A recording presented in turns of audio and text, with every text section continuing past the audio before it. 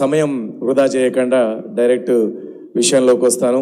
కాకపోతే కొన్నేళ్లుగా సొంత తమ్ముళ్లాగా నన్ను చూసుకుంటున్నటువంటి మా బాబు మోహన్ అన్న కూడా ఇక్కడ ఉండడం నాకు ఇంకా ఆనందంగా ఉంది. ఇద్దరు అన్నయ్యల మధ్య ఈ ముద్దుల తమ్ముడు ఇక్కడ మీ ముందున్నందుకు చాలా హ్యాపీగా ఉంది అని చెప్పేసి తెలియజేసుకుంటూ, ఈ కార్యక్రమానికి మీ అందరి సహాయ సహకారాలు ఉండడం చాలా అదృష్టం మా కళాకారులను ఇంత అభిమానిస్తున్నటువంటి ఎంపీ గారు కావచ్చు, ఎమ్మెల్యే గారు కావచ్చు, కలెక్టర్స్ కావచ్చు, డిప్యూటీ కలెక్టర్స్ కావచ్చు, ఎవరైనా కావచ్చు, మీరందరూ కావచ్చు, మీడియా మిత్రులు కావచ్చు, ప్రింటింగ్ ఎలక్ట్రానిక్ మీడియా అందరికీ కూడా ప్రత్యేకంగా శిరస్సు వంచి నమస్కారం తెలియజేసుకుంటున్నాను. Thank you. సో చాలా వరకు రకరకాల వ్యక్తులు మాట్లాడుతూ ఉంటారు. వాళ్ళు మాట్లాడే మాటల్ని తీసుకొని నేను కామెడీగా చెప్తూ ఉంటాను. సపోజ్ ఎగ్జాంపుల్కి నేను మా పెద్ద పాప చాలా అల్లరి పిల్లగా ఉండింది. అల్లరి పిల్ల ఉంటే ఏంది ఇది ఇంత అల్లరి చేస్తుంది అని చెప్పేసి అనుకున్నాము. కానీ చిన్న పాప పుట్టిన తర్వాత పెద్ద పాప చాలా బుద్ధిమంత్రాలైంది. అరే ఇది చాలా బుద్ధిమంత్రాలైంది కదా అని పుసుక్కున మా భార్యతో అనగానే వెంటనే మా భార్య అన్నది, ఏమండి మన పెద్ద పాప పేరు ముద్దుగా బుద్ధి అని పెట్టుకుందామంది. వద్దు అన్నాను. లేదు బుద్ధి అని పెడదాం. వద్దు. వద్దు బుద్ధి. సరే పెట్టు నీ ఇష్టం అన్నాను. భార్యల మాట మనం వినకపోతే మన బతుకులు మనకు ఫుడ్ పోదు కదా, రాదు కదా. సో సరే భార్య మాట విన్నాను, మా ఆవిడ మాట విని బుద్ధి అని ఎంత వద్దన్నా కూడా పెట్టింది, బుద్ధి అని పెట్టింది. ఆమె బుద్ధి అని పెట్టిన తర్వాత నేను ఒక్క అడుగు కూడా ఇంట్లో నుంచి బయటికి పెట్టలేకపోయానండి. ఎందుకంటే అడుగు బయట పెడితే చాలు మా పాప ఫ్రెండ్స్ అటుపోయే వాళ్ళు ఇటుపోయే వాళ్ళు, అంకుల్ బుద్ధి లేదా, అంకుల్ బుద్ధి లేదా అంటున్నారు. నాకు బుద్ధి లేదనుకుంటున్నాడు పక్కింటోడు. సో కొన్ని ప్రాబ్లమ్స్ ఎలాంటివి క్రియేట్ అవుతాయంటే ఇట్లా క్రియేట్ అవుతాయి. మనకు తెలియకుండానే మన మీద ప్రాబ్లమ్స్ క్రియేట్ అవుతూ ఉంటాయి. చాలా వరకు రకరకాల వ్యక్తులు మాట్లాడుతున్నారు. ఇందాక మా నాగబాల సురేష్ అన్న నన్ను శివారెడ్డి గారు వేదిక మీదకి రావాలి అని అంటుంటే నేను లేస్తూ ఉంటే టక్కున ఒక ఆయన చేయి పట్టుకొని ఆపేసిండు, వెనకాల నుంచి వెళ్ళి చేయి పట్టుకొని సెల్ఫీ కోసం అని టక్కున ఆపిండు. ఏందన్నా అన్న కోపంగా అనేసరికి సెల్ఫీ అడిగితే మళ్ళీ ఫీల్ అవుతాడేమో అని, నీది మస్తు ఉంటుందన్నా. నాది మస్తు ఉంటుందా? ఏంటిదన్నా అన్న. మిమిక్రీ అన్న, నీ దండం పెడతారా నాయన, నీ మిమిక్రీ మస్తు ఉంటుందన్నా అని చెప్పచ్చు కదా. లే అన్న నీది మస్తు ఉంటుందన్నా ఆట. సో ఇట్లా ఉంటాయి పరిస్థితులు. మొన్న ఈ మధ్య రిలీజ్ అయిన ఒక సినిమాకి వెళ్ళినా, మంచి cinema, super duper hit, court సినిమాకి వెళ్ళా. ఇంటర్వ్యూలో టాయిలెట్లోకి వెళ్తే టాయిలెట్లో ఇంకోటి ఉన్నాడు. వాడు నన్ను చూసి అంటున్నాడు, ఏం సార్ మీరు ఇలా వచ్చిర్రు అంటే మీ మనుషులం కాదా? సో ఇట్లా గమ్మత్తుగా ఏది వస్తే అది మాట్లాడేస్తుంటారు. అక్కడ దాకా ఎందుకండి, మొన్న హరీష్ రావు అన్న సిద్దిపేటలో ప్రోగ్రామ్ ఉంటే పిలిచిండు, పోయినా ఆడ మిమిక్రీ చేస్తుంటే ఒక పెద్దవ్వ లేచి నడుచుకుంటూ పోతూ వైర్ తట్టుకొని కింద పడిపోయింది. అయ్యో అమ్మ కింద పడ్డది కదా, సాయం చేద్దామని చెప్పేసి కిందికి పోయి ఆ అమ్మ చేయబట్టుకొని పైకి లేపిన. ఆ అవ్వ నన్ను అన్న మాట చూడు, నన్ను లేపిన ఆవు కొడక, నన్ను లేపిన ఆవు బిడ్డ, ఆ దేవుడు నిన్ను కూడా లేపుతాడు. ఒరిని ఈ లేపుడికి ఆ లేపుడికి ఎంత తేడా ఉంది చూడండి. నేను ఏదో కింద పడితే లేపినా, ఆమెమో ఏకంగా పైకి పంపిస్తుంది. అదేందమ్మా అంత మాట అన్నామంటే, లేదు బిడ్డ నన్ను కింద పడితే లేపినా కదా, దేవుడు నిన్ను ఇంకా పైకి తీసుకురావాలని కోరుకున్నాను. ఆ చెప్పేది కరెక్ట్గా లేకపోతే ఇలాంటి అర్థాలు వస్తుంటాను. సో ఇట్లా రకరకాల వ్యక్తులు రకరకాలుగా మాట్లాడుతుంటారు. వాళ్ళు మాట్లాడే మాటల్ని మనం సరదాగా తీసుకొని చెప్పొచ్చు. భార్యాభర్తలు అంటే తెలుసు కదా మీ అందరికీ.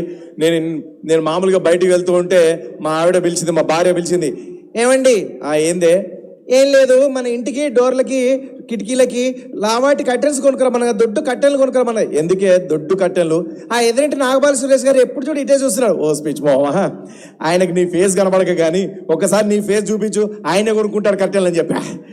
అది మనసులో పెట్టుకుంది, నా మీద కోపం అంటే నన్ను ఇంత మాట అంటావా అని కోపం పెట్టుకున్న తర్వాత కాలు బయట పెట్టాను.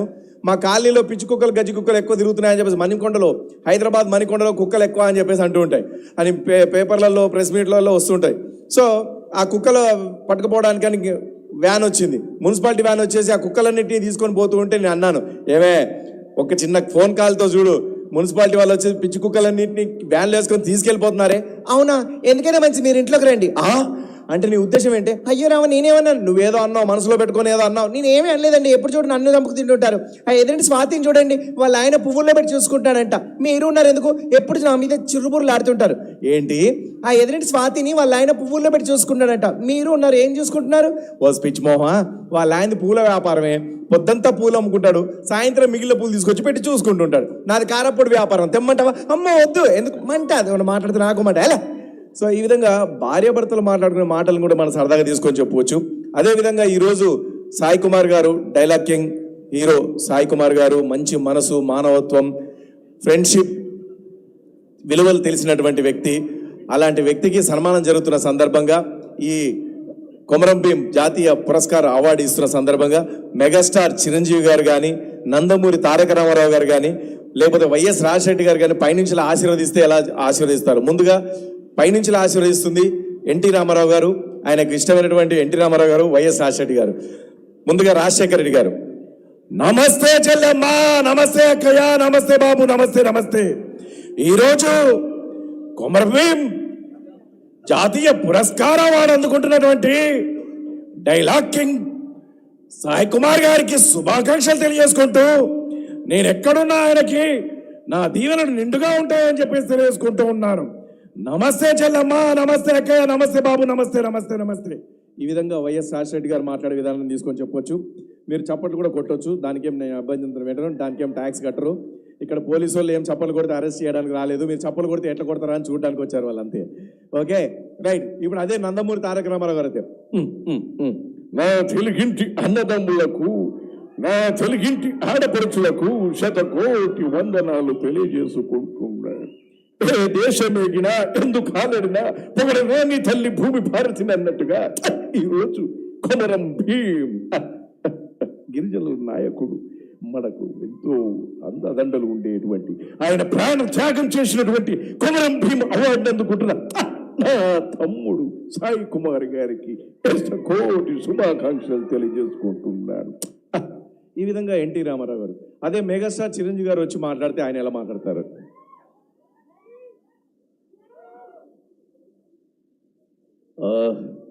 ఈరోజు నిజంగా సాయి కుమార్కి నా తమ్ముడు ఆయనకు అవార్డు ఇస్తున్నారంటే ఇంత దూరం నేను రావడానికి కారణం అతను అవార్డు అందుకుంటుంటే నా కళ్ళారా చూడాలని చెప్పేసి ఇక్కడికి రావడం జరిగింది.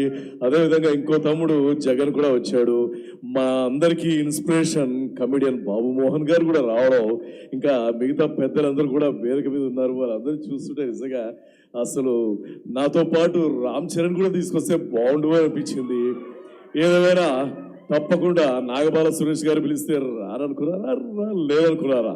కాశీకి వెళ్ళాడు, కాశాయించుకున్నాడు, వారణాసుడు తను వరుస మార్చుకున్నాను కదా. అదే వేడి, అదే పౌరుషం, దెబ్బ కాయ. నాకు నచ్చిందే చేస్తా, నచ్చిందనే చూస్తా, కాదు కూడదు అంటే కోస్తా వస్తా. ఈ విధంగా సరదాగా చిరంజీవి గారు మాట్లాడితే తీసుకొని చెప్పొచ్చు. అదే నందమూరి అందగాడు బాలయ్యబాబు గారు మాట్లాడితే ఎలా మాట్లాడతారు? బాలకృష్ణ గారు ఉండగా మాట్లాడుతున్నారుగా.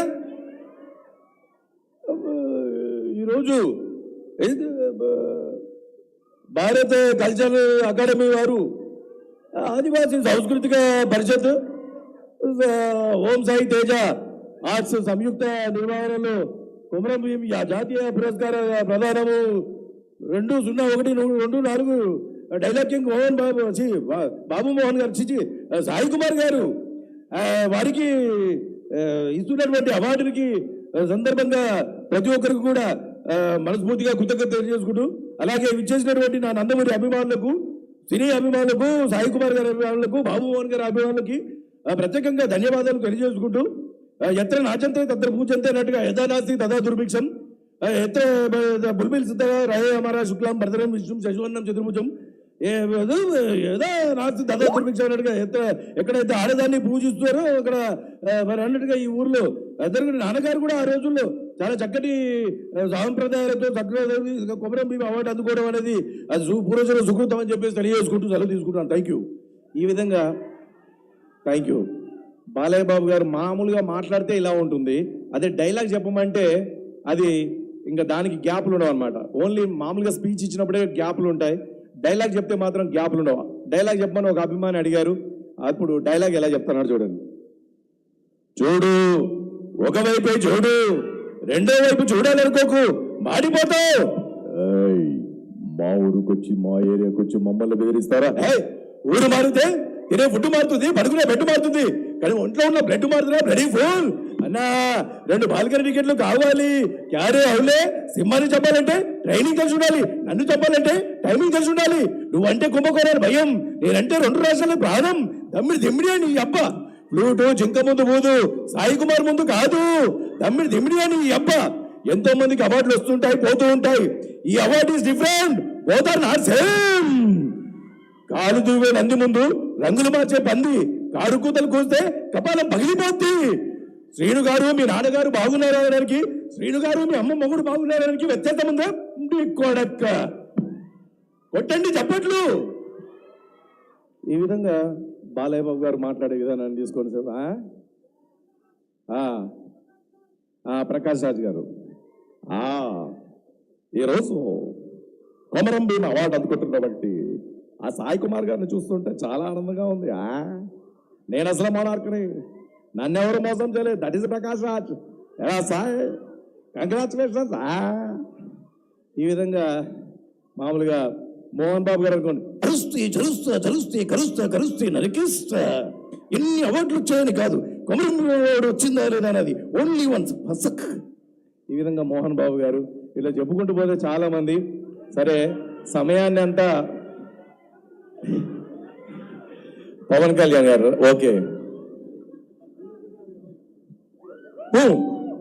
ఈరోజు కొమరం భీం జాతీయ పురస్కారాన్ని అందుకుంటున్నటువంటి మా సాయి కుమార్ కి ప్రత్యేకంగా శుభాకాంక్షలు తెలుసుకుంటూ ఇంత అద్భుతమైనటువంటి కార్యక్రమాలు చేస్తున్నటువంటి నాగబల సురేష్ గారికి, అలాగే ఆయన సహకరించినటువంటి ప్రతి ఒక్కరు కూడా గట్టిగా అది లెక్క ఇంకా గట్టిగా కొట్టాలి. అవునా కాదా?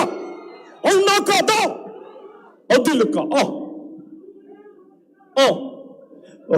ఈ విధంగా తెలుసుకొని సెలవు తీసుకుంటాను. సరే, థ్యాంక్ యూ. ఇంత మంచి కార్యక్రమం